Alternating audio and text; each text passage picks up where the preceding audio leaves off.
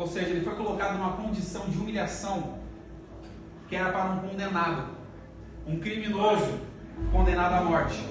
Ele se achou nessa condição, mas ele suportou a afronta, venceu a morte, ressuscitou ao terceiro dia e está sentado em pé à destra do Pai. É esse Jesus que nós estamos falando, e todas as coisas estão sujeitas a Ele. Tudo está sujeito a Ele, inclusive as nossas vidas. As nossas vidas estão sujeitas a Jesus. Prepare o seu coração. Deus tem uma palavra para você.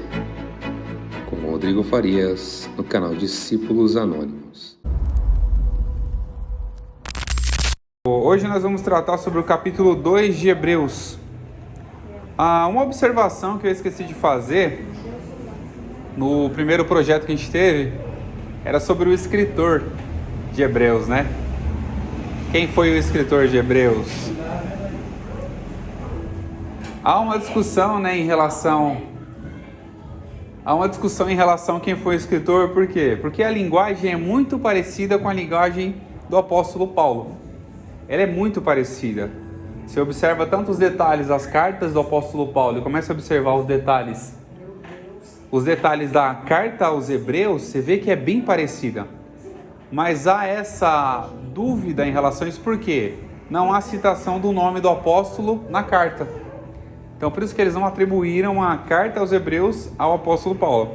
Apesar de que eu tenho uma Bíblia aqui, inclusive ela está aberta, ela é da João Ferreira de Almeida, ela é da versão 1995.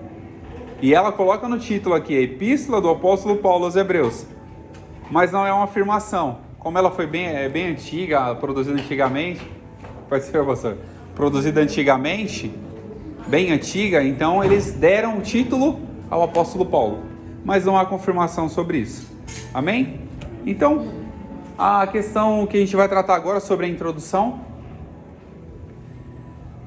do capítulo 2, e faz menção ao quê? O capítulo 2 faz referência ao perigo da negligência, apresenta a glória do Messias, o seu governo, como ele recebeu tamanha glória, como ele venceu e está à destra do Pai. Então esses são os detalhes que nós estudaremos no capítulo 2 da carta aos Hebreus. Então, para a gente já iniciar, já no próximo slide, para a gente iniciar, não sei se todo mundo está conseguindo enxergar bem aí, acho que sim, né? E vai falar sobre o perigo da negligência, ou o fato de não negligenciar. O que seria a negligência? É você fazer algo, ter a obrigação ou o dever de fazer algo e não fazer. Isso é você negligenciar. E do capítulo 2, versículo 1 até o verso 4, ele trata especificamente sobre essas questões da negligência e o que nós devemos atentar. Ele já começa no verso 1 aqui do capítulo 2, fala: portanto, convém nos atentar com mais diligência para as coisas que já temos ouvido, para que em tempo algum nos desviemos delas. Quando começa a falar sobre o portanto é como se fosse uma continuação de um raciocínio que ele tinha antes. Então o capítulo 2 faz menção e continuação ao capítulo 1. Esse portanto, na língua portuguesa, a classificação na língua portuguesa é uma conjunção coordenativa conclusiva. Isso é, ela é usada para introduzir uma conclusão, ou uma consequência, ou uma dedução a partir de uma ideia anterior. Ou seja, o capítulo 2 é uma continuação do capítulo 1, quando fala sobre a superioridade de Jesus em relação aos anjos. Quando dá esse portanto, o escritor está dizendo para a gente, aquilo que foi falado no capítulo anterior, ou aquilo que foi descrito anteriormente, nós temos que o quê?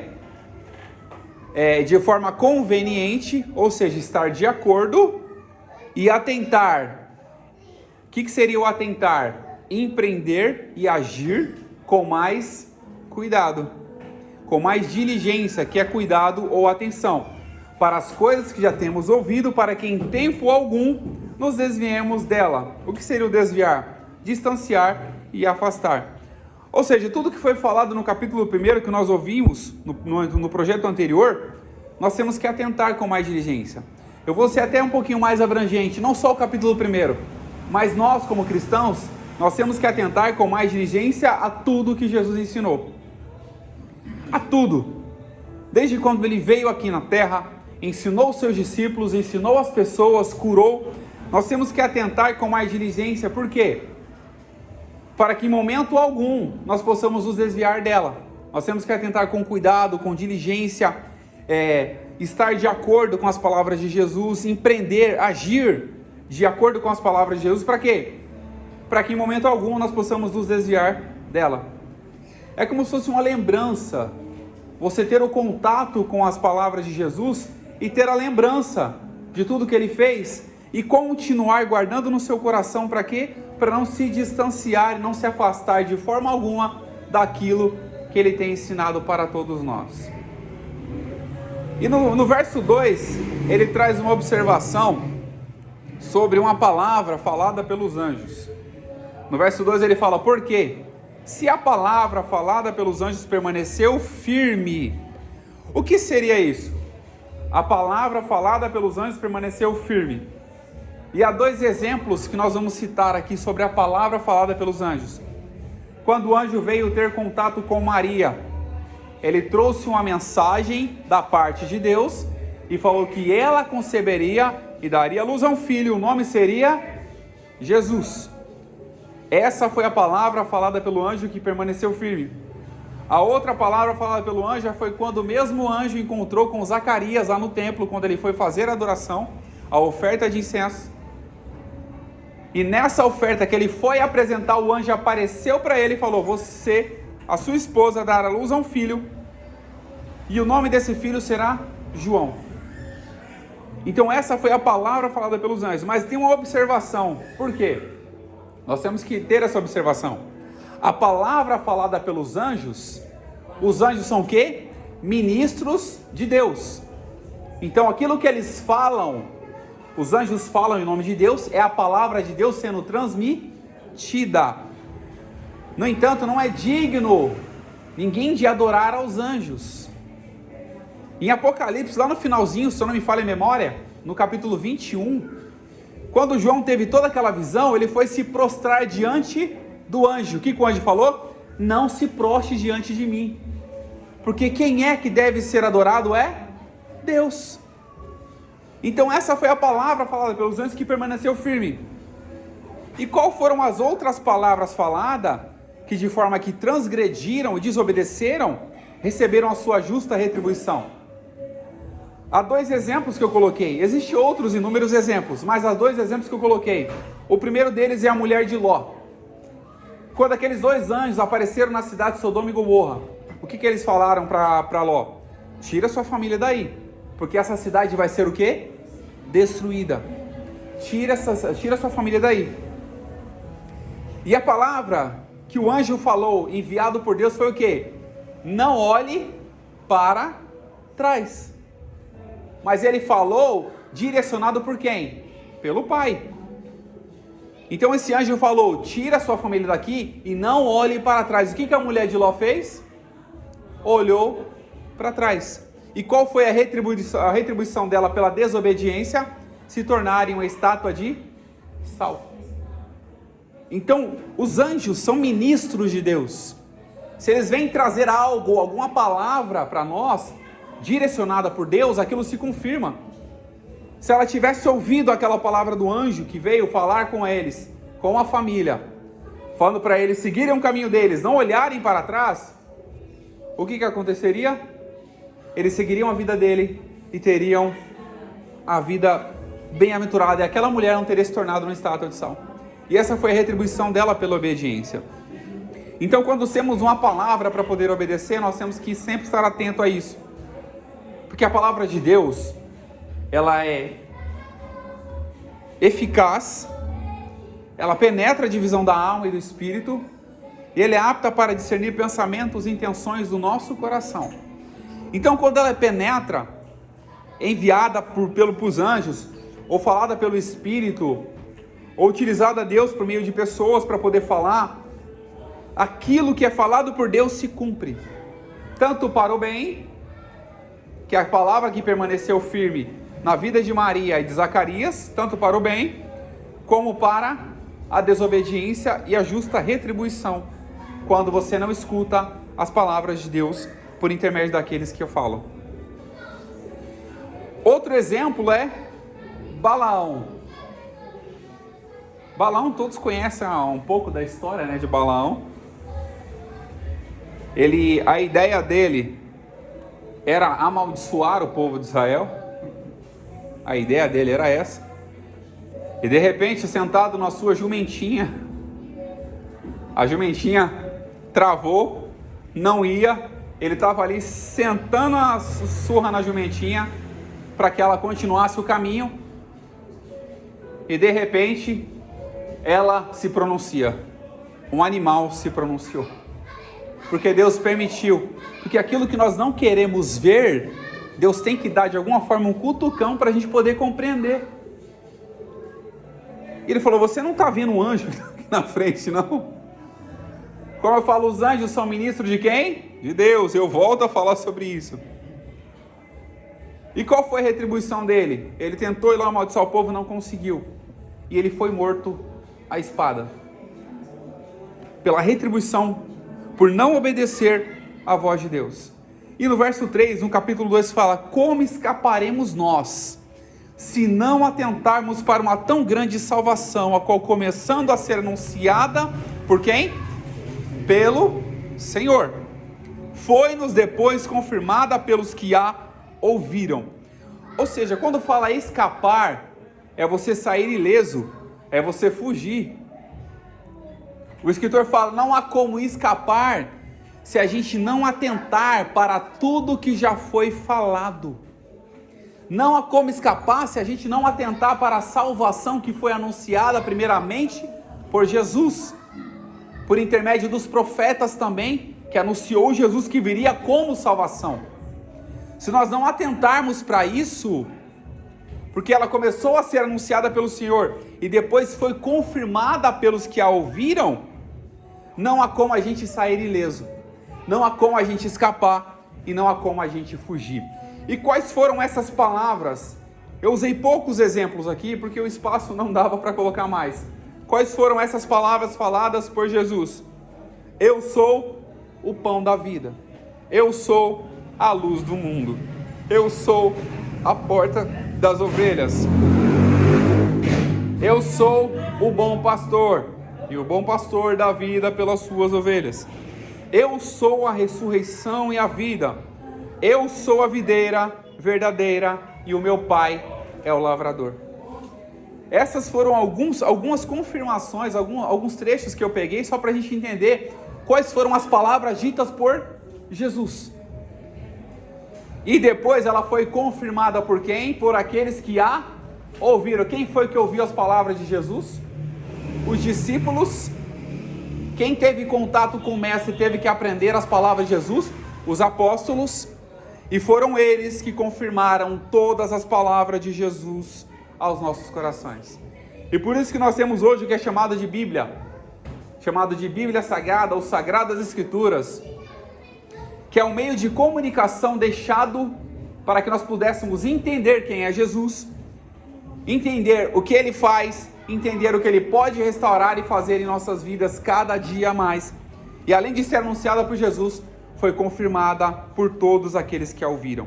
E nós, como ouvintes da palavra de Deus, nós somos também aqueles que dão continuidade e confirma tudo o que nós ouvimos de acordo com a palavra de Deus. No verso 4 do capítulo 2 de Hebreus, testificando também Deus com eles, por sinais, milagres, várias maravilhas e dons do Espírito Santo, distribuídos conforme a sua vontade. Distribuído conforme a sua vontade. Aqui fala também sobre testificação. Além das palavras faladas por Jesus e confirmadas pelos discípulos, Jesus fez milagres? Fez. Os discípulos também se apresentaram por meio de sinais e milagres pelo nome de Jesus? Também fizeram. Então, além de ser confirmado por palavras, foi por sinais, milagres, várias maravilhas e dons do Espírito Santo. E esses dons do Espírito Santo são distribuídos pela vontade do Pai, e não é por vontade humana. Muitas pessoas podem até chegar aqui e orar e falar: eu tô autorizando você a receber o dom da palavra, eu estou autorizando você a receber o dom da cura. Você vai receber? Não é por vontade humana, é por necessidade da igreja e por vontade do Pai. É Ele que distribui conforme a sua vontade. Não é por conforme a gente quer, não é conforme a gente tem vontade de fazer, mas é pela vontade de Deus nas nossas vidas. E aqui a gente finaliza essa parte de não negligenciar. Então, só para a gente ter um resumo, não negligenciar é o quê? Não deixar de fazer aquilo que tem que ser feito, ou seja, ouvir, guardar, meditar e compartilhar a palavra do Senhor. E no próximo slide a gente vai falar sobre a glória do Messias. Todos conseguem ver aqui? A letra está bem pequenininha, aqueles que não conseguirem ver, pode vir mais perto. Vai falar sobre a glória do Messias. Nós sabemos quem é o Messias, nós sabemos quem foi Jesus, e nós sabemos que ele foi coroado de glória. No verso 5 do capítulo 2, porque não foi aos anjos que sujeitou o mundo futuro, de que falamos. Logo confirma mais uma vez, não está aos anjos sujeito nada, mas a quem foi sujeito todas as coisas? A Jesus. Em 1 Coríntios, no capítulo 15, verso 27, diz: porque todas as coisas sujeitou debaixo de seus pés. Mas quando diz que todas as coisas lhes são sujeitas, claro, que se excetua aquele que sujeitou todas as coisas. Então, a quem foi sujeito todas as coisas? A Jesus. A Jesus foram sujeitas todas as coisas. A todo o poder foi dado a ele nos céus e na terra. Ele sujeitou a ele todas as coisas. Para você ter ideia sobre sujeição, o que seria o sujeitar ou sujeição? É reconhecer uma autoridade hierárquica. Quem foi aquele homem que teve o nome que é sobre todo nome? Jesus. Isso é uma autoridade hierárquica. O nome de Jesus está sobre todo nome. O nome de Jesus está acima de qualquer outra coisa. Acima dos anjos, acima dos homens, acima dos céus, acima da terra, debaixo da terra. Ele está sobre todo nome. E ao nome de Jesus, todo joelho um dia vai se prostrar. Isso é sobre sujeição, reconhecimento de hierarquia. E se nós estamos aqui, nós temos que reconhecer que Jesus é o único autor e consumador da nossa fé. Se nós estamos aqui, nós temos que entender que Jesus é maior do que qualquer outra coisa que existe nesse mundo. Se nós estamos aqui, nós precisamos entender que Jesus é maior do que os anjos, maior do que os sacerdotes, maior do que os profetas, porque Ele é maior que todas as coisas que está nos céus e na terra e debaixo da terra. E nos versos 6 do capítulo 2 de Hebreus diz: mas em certo lugar testificou alguém dizendo: quem é o homem para que dele te lembres? Ou o filho do homem para que o visites? Tu o fizestes um pouco menor do que os anjos, de glória e de honra o coroastes, e o constituíste sobre as obras das tuas mãos. Todas as coisas lhe sujeitastes debaixo dos seus pés. Ora, visto que lhe sujeitou todas as coisas, nada deixou que lhe esteja sujeito. Mas agora ainda não vemos todas as coisas que lhe estejam sujeitas. Isso faz referência ao Salmo 8, verso 4 ao 6. O escritor fez a menção detalhada do Salmo no verso 6 ao verso 8 do capítulo 2 de Hebreus. Esse Salmo 8 do 4 ao 6. E confirma: quem é o mortal para que dele te lembres? Para que te lembres dele? ou o Filho do Homem para que o visites. Contudo, pouco menor fizeste do que os anjos, e de glória e honra o coroastes. Fazes com que ele tenha domínio sobre as obras das tuas mãos, tudo puseste debaixo dos seus pés. Quando fala sobre isso, esse texto traz uma menção de que Jesus foi feito menor do que os anjos, para que viesse na terra e morresse. Em Filipenses 2, é 4 se eu não me engano, Filipenses 4 ou é 2, fala que ele, achado na forma de servo, se fez menor do que os homens, se humilhou até a morte, e uma morte de cruz. Por isso que Deus o exaltou soberanamente, e lhe deu um nome que é sobre todo nome. Ou seja, Jesus veio, fez-se menor do que os anjos, se colocou na forma de servo, se humilhou até a morte. Ou seja, ele foi colocado numa condição de humilhação que era para um condenado, um criminoso condenado à morte. Ele se achou nessa condição, mas ele suportou a afronta, venceu a morte, ressuscitou ao terceiro dia e está sentado ou em pé à destra do Pai. É esse Jesus que nós estamos falando, e todas as coisas estão sujeitas a Ele. Tudo está sujeito a Ele, inclusive as nossas vidas. As nossas vidas estão sujeitas a Jesus. Nós temos que entender o nível que nós estamos. Nós somos servos, mas Jesus, a uma certa feita, olhou para aquelas pessoas que estavam ao seu redor. Eu não chamo vocês mais de servos, porque o servo não sabe o que o seu Senhor faz, mas eu chamo vocês de amigos. Jesus não quer que a gente seja servo, Ele quer que a gente seja o quê? Amigo, porque nós compreendemos, ainda que em menor escala possível, a vontade de Jesus nas nossas vidas. Nós compreendemos, e Ele chama a gente o quê? De amigo. Ou seja, nós estamos cada vez mais próximos de Jesus em tudo que nós fizermos, que nós possamos deixar de lado tudo aquilo que nos atrapalha, todo embaraço, não negligenciar, entender que a glória do Messias é muito maior do que aquilo que a gente acha ou aquilo que a gente pensa. A nossa mente é limitada até para definir o que é glória de Deus.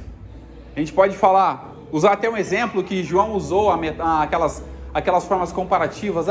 Os seus olhos são como chama de fogo, os seus pés são como latão reluzente, os seus cabelos são brancos como a lã branca.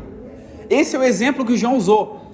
Para quê? Para que nós pudéssemos ter o mínimo de noção de como seria Jesus.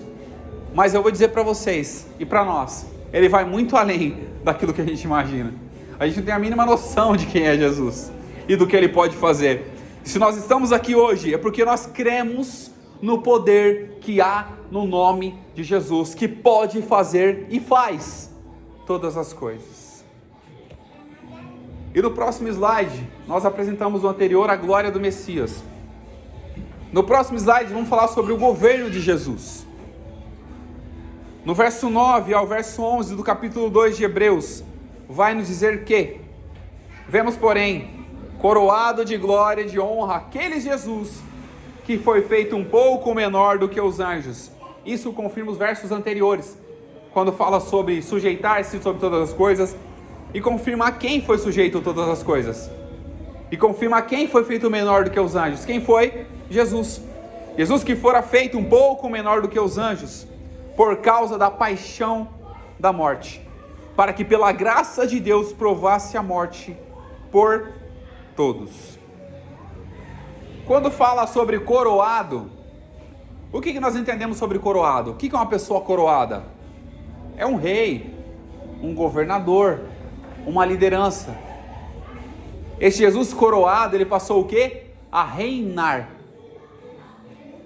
Ele morreu, ressuscitou e agora reina sobre todas as coisas. Então o seu reinado e o seu governo nunca mais terá fim, será eterno. Então o reinado de Jesus é o que para nossas vidas? É que Ele controle tudo dentro de nós. é nós entendermos que nós não temos muitas das vezes domínio sobre a nossa própria vontade, e nós precisamos entregar a Jesus que controla todas as coisas. Muitas vezes nós deixamos de lado, até mesmo num momento de raiva, fazemos alguma besteira, e depois nós vamos lá para quem? Para confessar para Jesus que nós erramos. Porque antes da nossa vontade reinar, quem é que tem que reinar? A vontade de Cristo. Quem é que tem que reinar sobre nossas vidas? A glória do Messias. O governo de Jesus que tem que estar sobre nós. Jesus foi o quê? Desceu, se humilhou, morreu, mas há um detalhe. Jesus desceu, foi humilhado, mas quando ele subiu, ele subiu com glória e com todo poder. Um Jesus que desceu, se fez servo, se humilhou até a morte, foi crucificado, ele venceu a morte, venceu o inferno, e fez o quê? Subiu, e hoje é coroado de glória. E eu volto a dizer aquilo que o João viu, a visão que o João viu. Só um paralelo, só uma coisa simples que ele colocou. Os seus olhos são como chama de fogo. Os seus cabelos. Eu pedi para a inteligência artificial fazer uma imagem do que ela descrevia em relação a isso. Ela fez um homem alto, forte, com um cinturão de ouro, com os olhos brilhava como fogo, os cabelos branquinhos como a lã branca, os seus pés como um latão que brilhava. Eu pedi para a inteligência artificial fazer isso. Essa é a noção que a gente tem de quem é Jesus, mas ele vai muito além do que nós imaginamos. Eu volto a dizer isso. E no verso 10 fala: porque convinha que aquele quem? Deus, para quem são todas as coisas e mediante quem tudo existe, porque nós sabemos que Deus fez todas as coisas, Gênesis capítulo 1, trazendo muitos filhos à glória, consagrasse pelas aflições o príncipe da salvação deles. E quem é o príncipe da nossa salvação? Quem é o rei da nossa vida? É Jesus.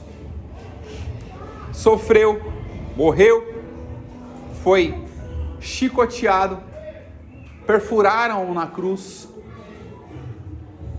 mas quando ele entregou o seu espírito, os céus se fecharam,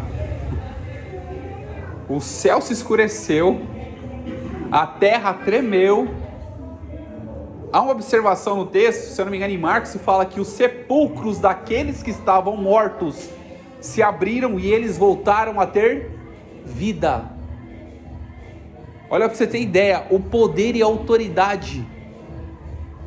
Depois eu vou até encontrar o versículo no próximo projeto, eu vou trazer bem especificado, porque até eu, quando eu li, eu fiquei com a pulga atrás da orelha. Me impressionou aquilo. Os sepulcros daqueles que estavam mortos se abriram e eles voltaram a ter vida. Então esse Jesus, que veio para quê?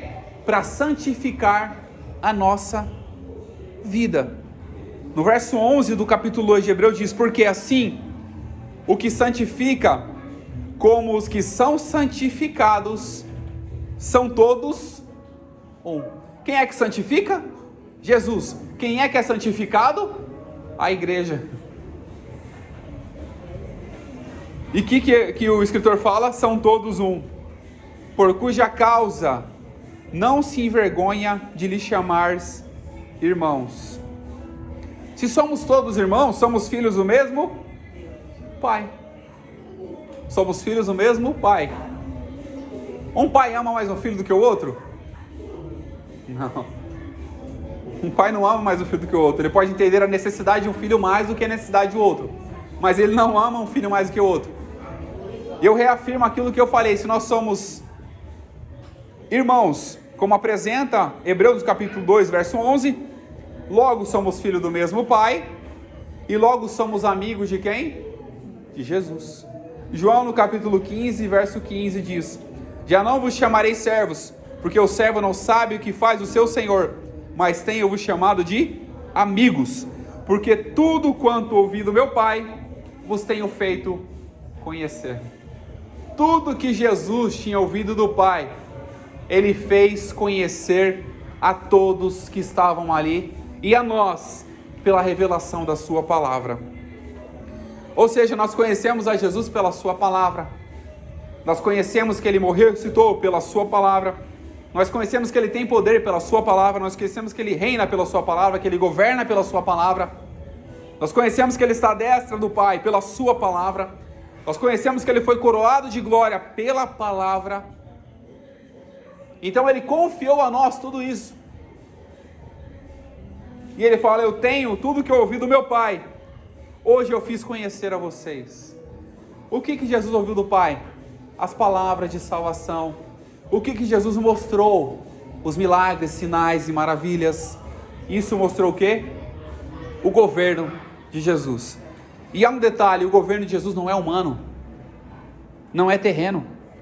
O governo de Jesus, muitas pessoas ficaram com aquela raiva quando ouviram falar que Jesus era o Messias.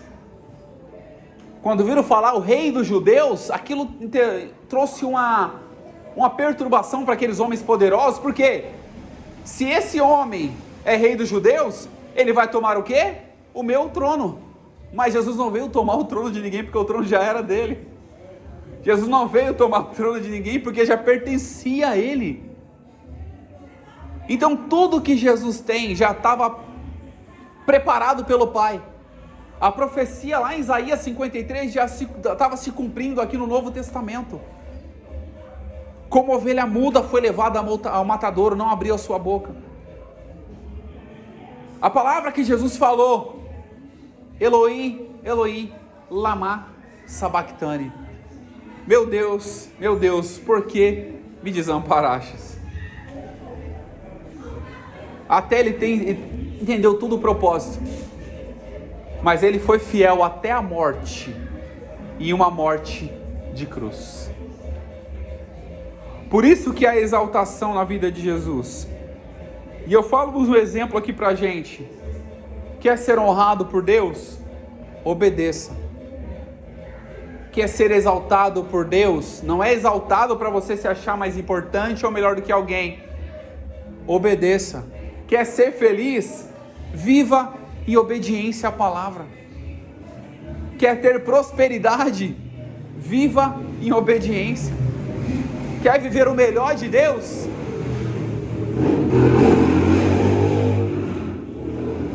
Quer viver o melhor de Deus? Viva em obediência à palavra de Jesus. E para a gente finalizar essa parte, deixe Jesus governar a sua vida. Deixe Ele reinar na sua vida. Deixe Ele fazer aquilo que você acha que sabe, mas não sabe. Aquilo que você pensa que sabe, mas não sabe. Ele sabe todas as coisas. Ele conhece o nosso profundo e oculto. O mais íntimo do nosso coração Ele conhece. Ele conhece todos os detalhes da nossa vida.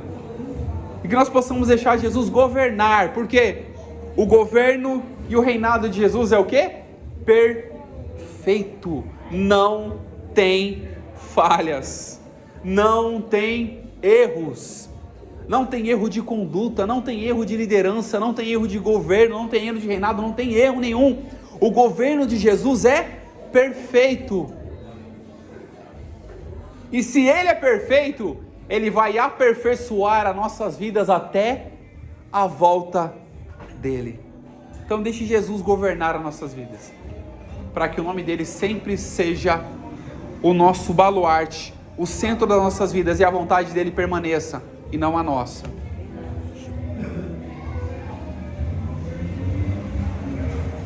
Nesse slide, do verso 12 até o verso 18, do capítulo 2 de Hebreus, temos por título: se fez homem, morreu, ressuscitou e venceu a morte. No verso 12 dizendo: anunciarei o teu nome a meus irmãos, cantarei louvores no meio da congregação.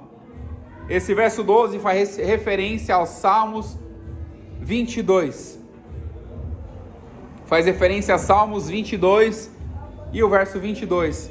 Então declararei o teu nome aos meus irmãos, louvar-te-ei no meio da congregação. Esse salmo, se a gente for olhar no Salmo 22 e verso 1, o salmo faz menção a uma fala de Jesus. Sofreu, mas venceu a morte. Jesus sofreu, mas venceu. E nós sabemos que todo esse Jesus que sofreu e venceu, ele passou por diversas aflições, tentações, mas ele vai o quê? Ajudar-nos em nossas dificuldades e tentações. Esse Jesus vai nos ajudar a vencer todos os obstáculos da nossa vida, ainda aquilo que nós achamos que não temos condições nenhuma. Eu ouvi uma mensagem que muitas das vezes nós conhecemos a Jesus, falamos sobre Jesus, ouvimos todos os dias falar sobre Jesus, mas quando passamos uma dificuldade, nós não acreditamos que Jesus pode fazer. Quando estamos no momento que a gente acha que é o fim das nossas vidas, é o fim para tudo, nós deixamos de lado em acreditar em Jesus. Jesus tem todo o poder, Ele pode curar imediatamente qualquer problema que nós tivermos. Ele pode restaurar imediatamente qualquer situação que nós estivermos passando. Ele pode fazer com que aquilo que nós achamos que não tem mais jeito, Ele dá uma situação, Ele muda o roteiro, muda a história para fazer conforme Ele quer que seja feito. É Jesus que escreve a nossa história. É Jesus que faz cada detalhe das nossas vidas. Não é por mérito nosso ou porque nós achamos que somos importantes. Nós somos importantes uns para os outros, mas não mais importante do que Jesus. Nós podemos considerar uma pessoa importante, que nem eu considero a minha família importante, considero meus irmãos importantes, respeito a cada um deles, mas eu não posso jamais considerá-los maior ou melhor do que Jesus. Jesus é o mais importante para todos nós. No verso 3 do capítulo 2 de Hebreus, o texto ainda continua: e outra vez porei nele a minha confiança, e outra vez, eis-me aqui a mim, e os filhos que Deus me deu. Esse texto, esse versículo 13, faz referência a Isaías capítulo 8 e verso 18, que diz: eis-me aqui com os filhos que me deu o Senhor, como sinais e maravilhas em Israel da parte do Senhor dos Exércitos, que habita no monte Sião. Esse texto faz referência a Isaías 8:18. A gente pode observar que, não sei se os irmãos observaram, que desde o capítulo 1 que nós estudamos, há uma grande referência do Antigo Testamento, nesses capítulos que nós estamos estudando. Os versos, há uma grande referência do Antigo Testamento, porque uma confirmação de que toda a Escritura é divinamente inspirada por Deus. E proveitosa para quê? Para ensinar, redarguir, corrigir e exortar. Toda a Escritura é divinamente inspirada. Nenhuma palavra foi escrita por vontade humana, mas foi inspirada por Deus para que fosse escrita. E é essa palavra que nós temos em nosso coração, e é essa palavra que nós estamos aprendendo a cada dia na presença do Senhor. E do verso 14, no capítulo 2 de Hebreus: e, visto como os filhos participam da carne e do sangue, também ele participou das mesmas coisas, para que pela morte aniquilasse o que tinha o império da morte, isto é, o diabo, e livrasse todos os que com medo da morte estavam por toda a vida sujeitos à servidão. Porque na verdade ele não tomou os anjos, mas tomou a descendência de Abraão. Quem é da descendência de Abraão? Jesus. Tomou a descendência de Abraão, Isaac, Jacó, até chegar a Davi, Salomão, e veio para quem? Jesus. Há uma observação aqui no verso 14, quando fala que visto que como os filhos participam da carne e do sangue, também ele participou, isso faz menção a Jesus que se fez homem e veio e habitou entre nós. Jesus se fez homem, habitou entre nós. E João vai dizer que ele fez homem, habitou entre nós, e nós vimos a sua glória como a glória do unigênito do Pai.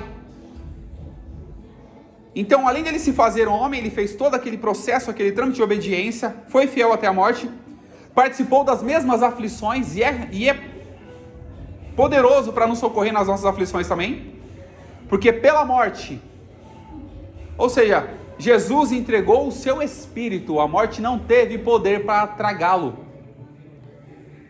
e ele fez com que aniquilasse o que tinha o império da morte. Quem é que tinha o império da morte? O diabo. Agora ele não tem mais poder nenhum, porque Jesus tem todo o poder sobre a morte, sobre o inferno e sobre todas as coisas que estão em cima, embaixo, em todo o canto da nossa humanidade, em tudo. E além de livrar todas as pessoas, todos que com medo da morte estavam por toda a vida sujeitos à servidão, o que significa isso? Todos nós estávamos sujeitos a ser servos, escravos do pecado.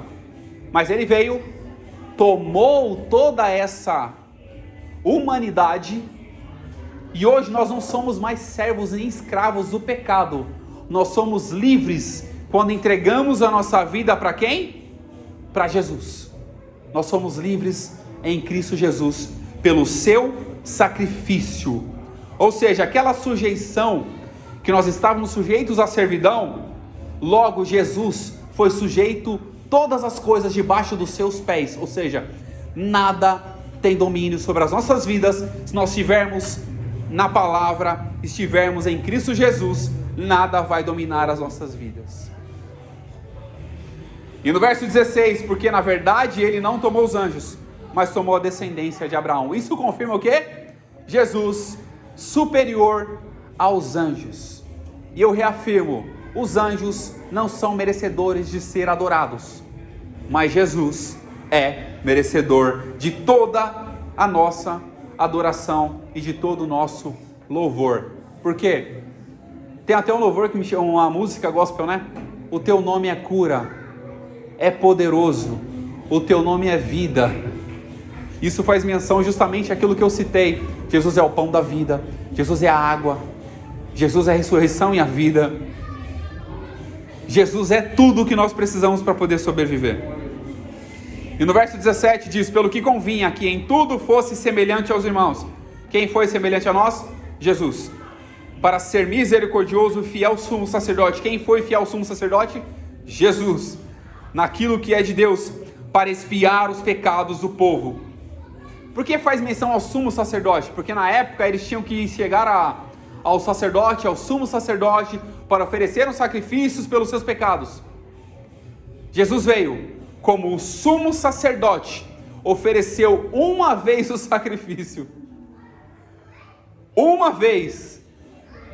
E não é necessário oferecer mais nenhum sacrifício, porque Jesus foi puro, santo, imaculado, sem mancha, sem ruga e sem nada o que reprovasse.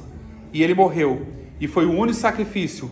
E depois de Jesus, não existe nenhum outro sacrifício a ser feito. Apenas a gente crê no poder da sua palavra, no nome de Jesus, e em tudo que ele fez para nossas vidas. É só a gente acreditar, ter fé, porque a fé é o firme fundamento das coisas que se esperam e a prova daquilo que não se vê. Estou fazendo até um spoiler de Hebreus capítulo 11. Ora, sem fé é impossível agradar a Deus. Aquele que se aproxima dele é necessário acreditar que ele é poderoso e galardoador daqueles que o buscam. E no verso 18, para a gente finalizar, porque naquilo que ele mesmo sendo tentado padeceu. Aqui uma observação e um detalhe que nós temos que entender. Primeiro, naquilo que ele mesmo, Jesus foi tentado? Foi. Ele padeceu pela tentação?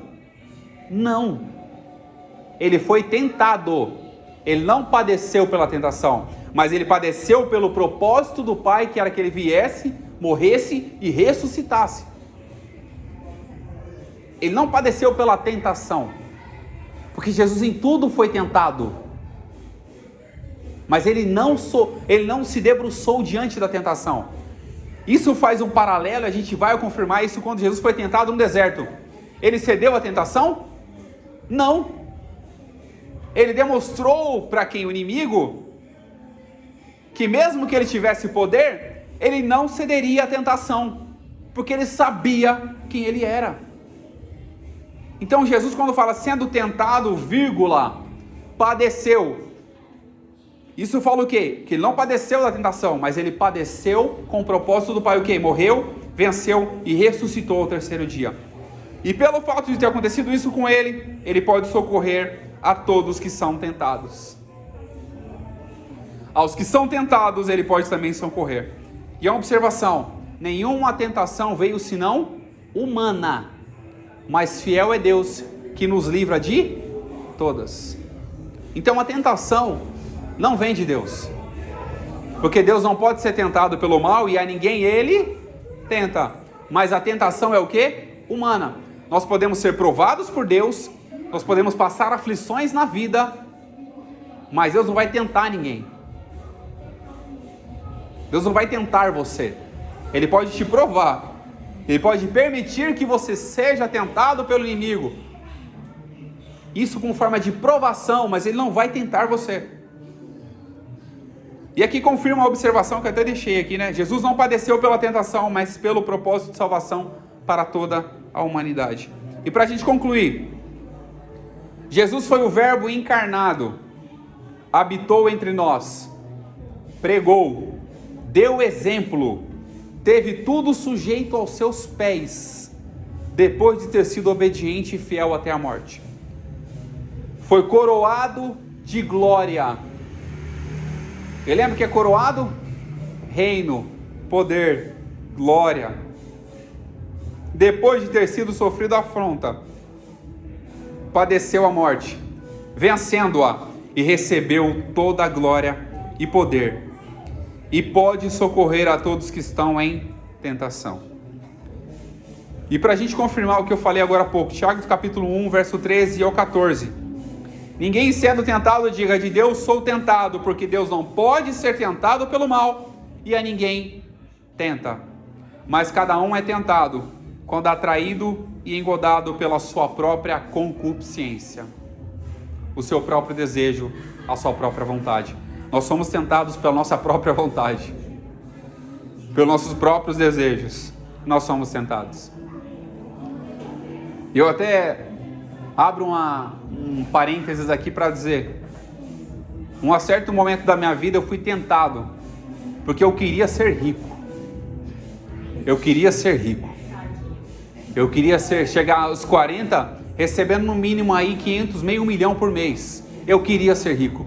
Eu fui tentado pela minha própria concupiscência. Eu fui tentado pela minha própria vontade. Eu fui tentado. Porque nós vamos entender que tudo que a gente conquista aqui na terra vai ficar aqui.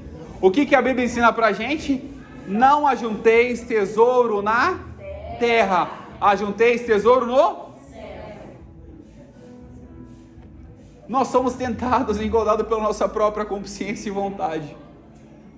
Por isso que eu sempre costumo dizer, quem tem que prevalecer é a vontade de quem? De Deus. A vontade do Pai, a vontade de Jesus, a vontade do Espírito em nossas vidas. Isso tem que prevalecer e não a nossa.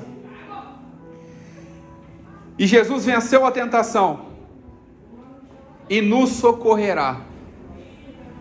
1 Coríntios capítulo 10, verso 13 diz: não veio sobre nós tentação senão humana, mas fiel é Deus, que não vos deixará tentar acima do que podeis. Antes, com a tentação dará também o escape para que possais suportar. Um exemplo maior de tentação foi quem? Jó. Satanás se apresentou no meio daqueles anjos que vieram adorar ao Pai, Viste o teu servo Jó? E Jesus o Pai dá uma declaração: viste meu servo Jó? Ele é um homem fiel, temente e se desvia do mal. O que o inimigo pediu para ele? Deixa eu tocar nos bens dele. E o que o Pai falou? Faz. Deus tentou a Jó? Não. Ele falou: faz. Para quem? Para o inimigo.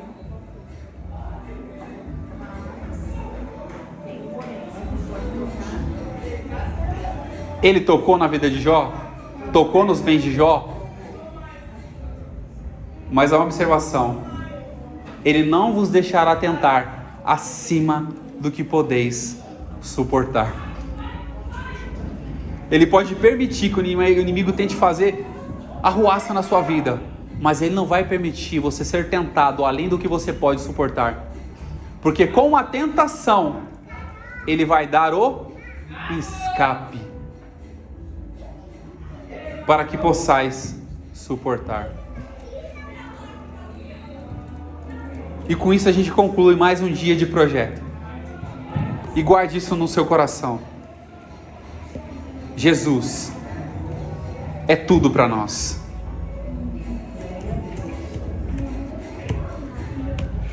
Ele nos ensina a não negligenciar. Ele nos ensina e nos mostra a glória dele. Ele mostra que o governo dele, o reinado dele é melhor.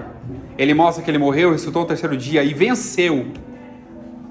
E mostra que mesmo em meio a nossas tentações, dificuldades, ele vai nos socorrer em todas elas. E não vai deixar a gente ser tentado além daquilo que a gente pode suportar. E eu faço menção, Salmos 103, se não me falha a memória, no verso 9. Se alguém encontrar, pode até ler. Salmo 103, verso 9. Alguém encontrar, pode ler. Salmo 103, verso 9, se eu não me engano. Vou até procurar aqui para confirmar que eu... Não me prenderá perpetuamente, nem para sempre conservará a sua vida. É um pouquinho antes. Deixa eu só achar aqui, só para confirmar. Salmo 103. Esse é o 9, né? Não, acho que é o 14. Salmo 103, 14. Por que ele não vai deixar a gente ser tentado além daquilo que a gente pode suportar? Porque ele conhece a nossa estrutura e sabe que nós somos pó. Jesus conhece tudo sobre nós. E com isso, eu deixo essa conclusão. Que Deus em Cristo abençoe cada dia mais a vida de cada um de vocês.